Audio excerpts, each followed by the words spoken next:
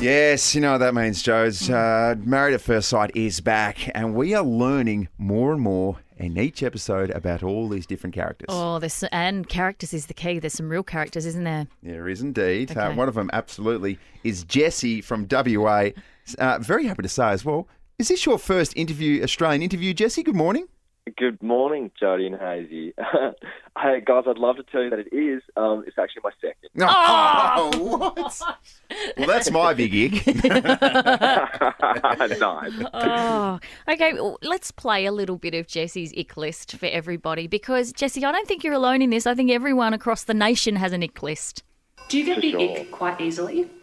Yes, I do. And it's funny you ask that because I actually brought a list to remind me of just how much icks me about dating. Like CrossFit chicks and powerlifters, like chicks who the best thing they have to say about themselves is how much they love dogs. Like, you can like dogs, that's great, but surely there's something better you can say about yourself.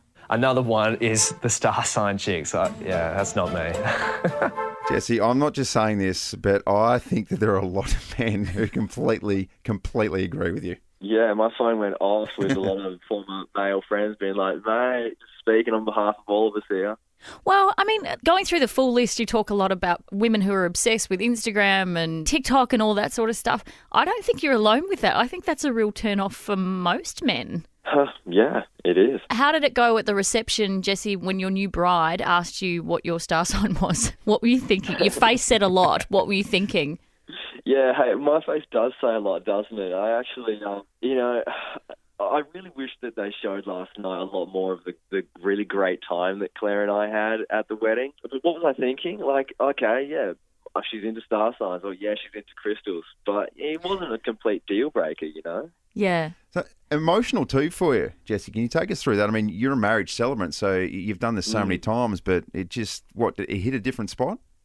You know, it really did. I've had a bit of a rough trot with my relationship history, which will be something you'll get to learn about in coming episodes. And just, it really was such a beautiful moment at the altar with Claire, and it got to me, you know, having all my best friends there and all her close people there. It was just a really beautiful moment. How have you found being on the show, Jessie? Are you glad you went on it? Because a lot of people walk away and go, oh, well, I was portrayed this way and blah, blah, blah. How have you found it? Guys, so far, so good. Okay. Honestly, it doesn't look like it from last night's episode, but it really was one of the best days of my life. I'm not exaggerating. And you've gone into it real low-key. You've got the top knot bun. You've got the pink suit. Just you went into it subtly. Just trying to fly under the radar. Yeah, that's it.